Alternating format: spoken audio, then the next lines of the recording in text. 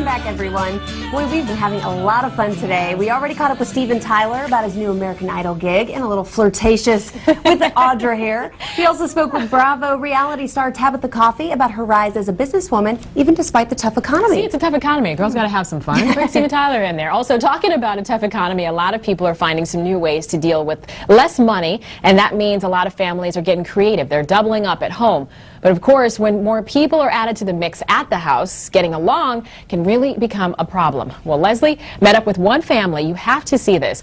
They definitely worked hard to keep the peace. I'm gonna go wrangle my son. Meet the Sacchios, a family of 5 that's extended a roof to others and has learned to not just survive, but thrive. I live here, and my husband Michael Sacchio, and our children Sophie Sacchio, Sage Sacchio, Shane Sacchio, our live-in au pair Yvette Kojic, and the godfather to our children Eric Stephen Jacobs, and then we have our Yorkie Izzy. All living in a New York City apartment. And we also have an office, that's my office, which is a separate entrance to the apartment, so I have 4 people that work in there all day long. Everybody's really busy and doing a lot, and there's constantly people coming and going. It's a tight squeeze. Well, this is my room, but you can't go in there. And not many places to go to be alone. This is my little sanctum. I've been in this house alone once, my whole life. They definitely fight, but it doesn't last more than, like 10 minutes. The people that are surprised by it are people that fight a lot. They can't imagine, like, how could it be possible not to fight? I raise my voice sometimes. When I was 11, I did transformative education. So I've been participating in transformative education for over 30 years. And I think in that kind of education, you really start to learn technology for dealing with upsets or avoiding them before they even come up. When I met Jocelyn, I hadn't done Landmark at that point. I was in AA for a little while, so I'd sort of found my own way with dealing with certain things. And then at Joss, I found that there was an amazing form of communication with her and her family, which I didn't have. But in the 17 years my husband and I have been together, we've only fought 4 times. And 3 of those times I was pregnant, so I kind of blame it on the hormones. We don't fight. I don't fight with my wife. Number one, there's no need to. Now, I'm sure we have had a couple arguments here and there, and they're having disagreements. There's no fights. There's no, fights. I mean, no. That doesn't happen. And I was one of those cynical people that said, I'm not doing any group stuff, and I walked out of there a different person. We get along amazingly well, I would say, and the primary reason why we get along so well is because we don't not say anything. So, how when you don't say something and you kind of don't communicate, then that kind of builds up. We say everything. I have a wonderful family here in my house. I can't imagine not being here, to be honest. See?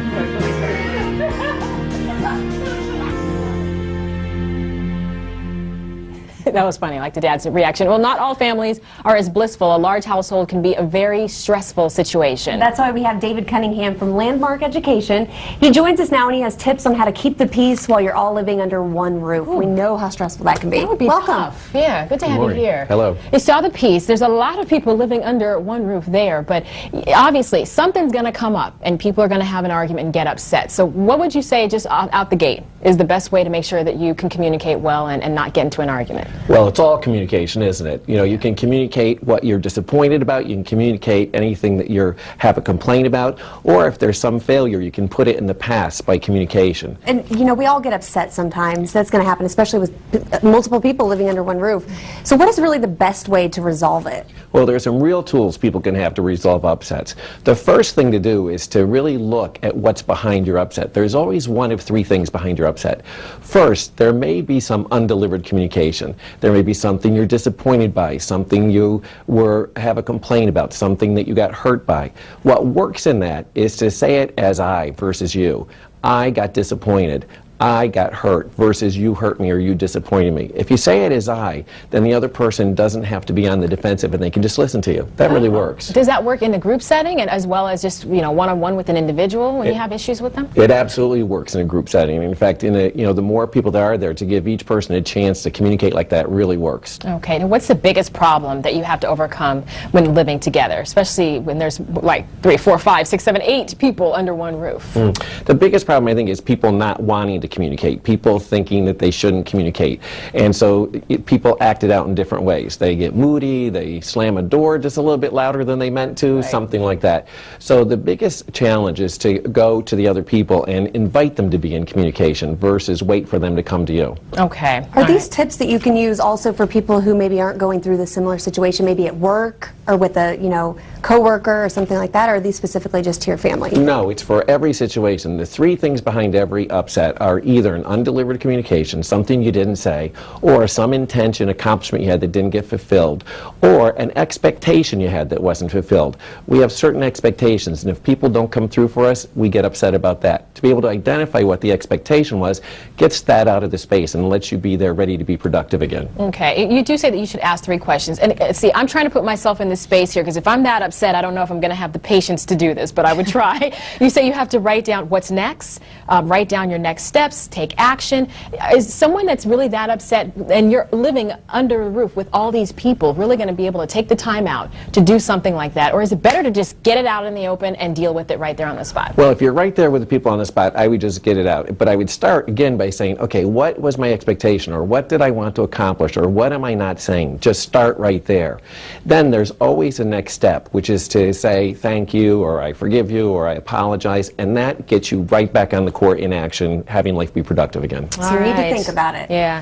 Thank you very much, David. Good to have you here. Okay. All right, and if you want to get other tips and advice on this very situation, you can go to bettertv.com and then click on the link. We'll have more info there.